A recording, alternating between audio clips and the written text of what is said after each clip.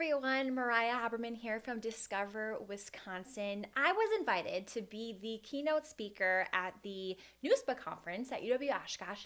And like every event, it was canceled due to COVID-19. So the upside here, as the eternal optimist, the upside here is that we have technology and we're still able to communicate via some really cool services. So the crew over at NEWSPA asked if I would still be willing to talk about what I was planning on talking about at NEWSPA and do it in a video format. And I said, absolutely. I live in the world of video and TV. So honestly, this probably makes more sense than me coming there in person, although nothing really ever kind of replaces in-person speaking, in my opinion. But I love coming to speak with any group, any 20-somethings group, because I feel like anyone, that was a really formative time for me. And there's so many things I wish I would have known. I would have done a lot differently. There are just a lot of things I've learned along the way. I'm 32 now. But you know what? In some ways, it feels like just yesterday that I was getting ready to put my cap and gown on, and I had no idea what my future had in store. So I just want to have, somewhat of a conversation. I'm a little sad that because we're not there in person, I don't get to answer your questions live, but I promise you, if you sound off below, I will definitely answer any questions you have, or, just share your own personal stories. I'm all about that two-way communication thing. That's the one kind of downer of doing the video format, is I'll have to follow up later as you guys are watching this, but I'm super excited. All right, so I want to kick things off by giving you guys just a little bit of background about who I am. You're probably Gen Z, assuming you're tuning in here from UW Oshkosh, which I'm going to make some pretty broad assumptions. You probably haven't watched our TV show, or very few of you, I should say, have watched Discover Wisconsin. But it is a broadcast TV show, and they still exist outside of the world of Netflix, believe it or not. We also have a podcast called The Cabin, which you should definitely subscribe to on Apple Podcasts and Spotify and wherever you listen to your podcasts. You can also go follow, subscribe to us across all of our social media, including YouTube and Facebook and Instagram and Pinterest and Twitter. We're really a multimedia brand that's centered on the objective of showcasing the coolest people and places of Wisconsin. It's a really fun job, I will say. Oh, and I'm a 2010 graduate of UW Oshkosh, the coolest school in Wisconsin, if I do say so myself. So, some people ask, how did you get your job at Discover Wisconsin? So I'll try to give this really quick story. While I held my first and only pageant title, Miss Wisconsin Central 2012, I reached out to someone I kind of sort of knew who worked at Discover MediaWorks, which is a production company that produces Discover Wisconsin. I asked him if the team would be willing to let me guest host one episode. He did not say yes, but he didn't say no. But he did promise to keep in touch and run my idea past the managing director when the time was right. So I was like, all right. I remained optimistic. I also would remain in touch with him. This is very important. Stay in touch. Sending messages here and there on Facebook to make sure he knew I was still interested in meeting their team and discussing the possibility of guest hosting a show. So they finally invited me to audition, and I should have been pretty darn nervous, as I've never done any sort of audition in my life, unless you count the pageant stuff, which is kind of, I guess, an audition. And truthfully, I did not think my audition went well at all. They were originally only going to offer me as on-camera talent part-time, and they ended up offering me a full-time position as the lead host of the show and their marketing strategist. So the moral of the story is here: diversify your skill set. I say this somewhat reluctantly because I know there's a lot of people out there who are specialists and they're very good at one thing or two things, and that's what they do for 40 hours every week. I'm just going to tell you from my experience what's worked well for me, and this goes for any of you who are maybe wanting to be more at the director level, or maybe you want to see things from kind of 30,000 foot level, but a little bit more big picture down the road. I would say then for you, it's going to be very important to diversify your skill set and get good at a lot of things. I know not all of you care about or want to be a TV host, but I do get a lot of people who ask me about becoming one, and I say to that, well, get good at being a lot of different things. Get good at marketing or social media specifically, or PR, or learn how to edit video, pick up a camera. You don't have to do all those things because it's a bit overwhelming, but I will tell you, when I came to Discover Wisconsin, I didn't know a damn thing about video production, nothing. But I soaked up everything. I wanted to learn how to produce. I wanted to learn how to script for TV. I wanted to learn how to do social media specifically for TV. I took classes down in Chicago about how to host better and how to do more public speaking. And I said yes to just about everything. And, that is tough. You've got to have a good balance of saying no and saying yes. But honestly, for me, this is maybe not advice everyone would agree with, but I will say if you want to start off your career hard, then in your 20s, be prepared to say yes to a lot of different things. I very rarely said no in my 20s because I didn't have a lot of other commitments outside of work, and I knew that was the time in my life where I wanted to commit a lot. And then you get to a point in your 30s and beyond where you have the luxury to say no a little bit more often because you've paid your dues. Am I right? I've had college students ask me, what are some things that I can do to really hone my skills before I go off into doing journalism or public relations work? Okay, here's what I say to that. Write. Try all different styles of writing: fiction, nonfiction, headline writing, social media, blogging, all of it. And honestly, if you are watching this shortly after it got debuted on YouTube or wherever it is right now, and we're still in the middle of this pandemic, now is a really good time to write. And look, you don't have to publish it. You do not have to publish it anywhere. I know we're in a world where everyone feels like they've got to hit post on everything, but you don't have to do that. In fact, I would encourage you maybe not to, especially as you're honing your craft and kind of figuring out what is your voice, what are your opinions. I thank my lucky stars that I did not press post, or that social media wasn't nearly as big of a thing. It was definitely around when I was in college, but it's not nearly as big as it is now. So I would say write as much as you can, but don't feel the pressure to actually publish everything you write unless you think it's like, you nailed a certain piece. Then go ahead and publish it. Okay. Other people have asked, what was it like transitioning from a student at UW Oshkosh to a true PR professional / TV host? And how did I get my first job after college? So first of all, I still consider myself a student in so many ways, and I think you should always consider yourself a student. Those who, once you're out kind of in the real world, and I really hate the expression real world, but I'm going to use it just because we all know what it means. Once you're out there, you do start to see the people who are jaded, and that you can tell they no longer see themselves as a student. You know that quote where it's like, once you're like the smartest person in the room, get out of that room. It's true. It's like once you feel yourself not learning, it's probably time to move on. And, you guys are in such a great place in your life where you are going to be learning no matter where you go right out of college. There's for sure going to be some learning. Really embrace that. Have fun with it. I know it's super scary, but just take it in as much as you possibly can because, man, that's a really fun time. It really is cool to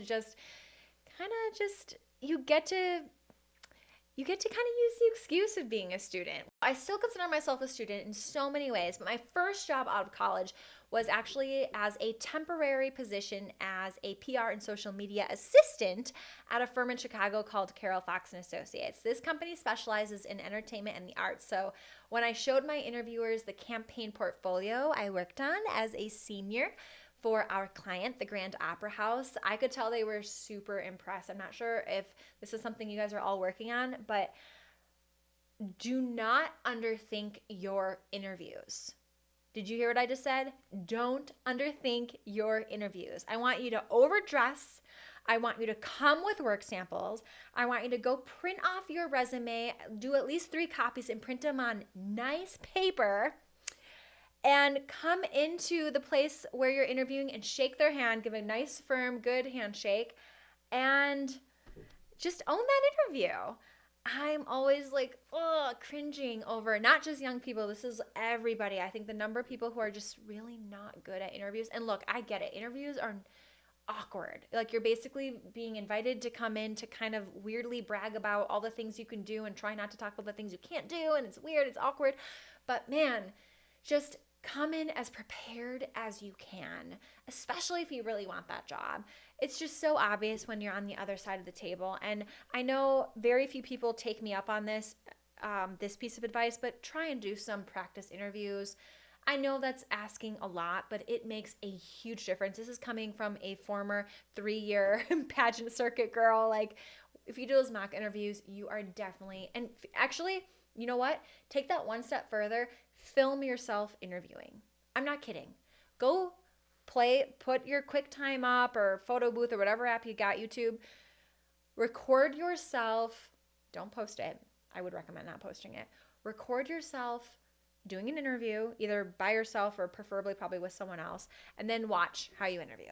Because one thing I'm going to tell you is that, and I can say this as someone who works on TV, when you watch yourself back on footage, it is shocking. It's shocking. It's shocking the way you say things. It's shocking hearing the words that you overuse, or your lack of confidence, or seeing your overconfidence, or the way you cut people off, or the way you don't talk enough. It's going to scare you. But let me tell you, nothing will motivate you to change yourself faster than watching footage back of yourself. And this is what I always tell people, working on camera you'd think would make you really cocky and overconfident. It's the opposite. It really does reveal all of your flaws. So just kind of, take it all with a grain of salt. You can't fix everything, but it makes a huge difference. And I do remember being a student at UW Oshkosh, and we did record ourselves reading something. I don't remember what it was, but it was some sort of video recording. And I was shocked to see how fast I talk. I know I still talk fast, but back then it was way faster. And if you would have showed anyone that video of me as a junior in college, nobody would have thought I would ever made it on TV because of my rate of speech. It was just ridiculous. I would challenge you guys, when you go interview, please know that you are interviewing your prospective employer as much as they're interviewing you. So come with questions. It's like a personal pet peeve of mine when I'm interviewing a prospective intern or employee, and they are like, you ask them at the end or halfway through the interview, what questions do you have for us as your future employer? And they say, I think you've answered all of them. Thank you. No, do not do that. If you need any help coming up with questions, I will help you in the comments below. Don't hesitate to reach out, because there is you're about to spend 40, 50, 60, however many hours a week at this place, and you don't have any questions for me? That's weird. That's super weird. So come with questions. What that says to me, when someone comes in and has no questions, what that says to me is, this person doesn't care. And also, I think, okay, if I have a client in the room, this person's they're not going to have any questions for the client too. Like, they're just going to sit back and take notes. That's not the kind of teammate I want here on this crew. Trust me, ask questions. It's going to make you seem so much more desirable. I promise. Okay, what else? I got off a little bit on a tangent there. Okay, here is my next tip. And this is not very popular advice. Nobody ever gave me this advice except for a TED Talk that I watched a couple years ago. And it was really, I think like a lot of TED Talks are, it was very eye-opening for me, and it was definitely a light bulb that went off. So I watched this TED Talk. If I can find it, I'll definitely link it in the notes below. I watched a TED Talk that was, I think, semi-controversial. It referenced the main difference between men and women in the workplace. And the result, kind of the conclusion of this TED Talk, was that essentially one of the reasons they were saying why men tended to find more success in the workplace than women did, and again, I preface this by saying it was considered to be, I think, a pretty controversial study. One of the main reasons they found was that men were much more likely to think about how to make their CEO more money, whereas women were far less likely to work toward that goal. And I sat back after watching that. I think I was immediately like a little annoyed or frustrated by it. Then I sat back and thought about it, and I said, in my own career, I couldn't think of much I was, aside from some very general marketing that was obviously contributing to my company's bottom line in a more abstract way. There weren't a lot of women in sales at my company at that time. And so I thought to myself, and I was always interested in business development, and not everyone is. It's obviously a very different world. But I guess the moral of the story here, my kind of point that I'm getting to is every business exists to make money. And I do find that a lot of people across, honestly, every age and demographic, but especially young people, lose sight of that. For some reason, and I think back to my education, which was an amazing education. I think it was very focused on the ethics and the creative of journalism and advertising. And, I definitely learned the nuts and the bolts. But it was lost on me a little bit that, every decision we make at this company centers around profitability.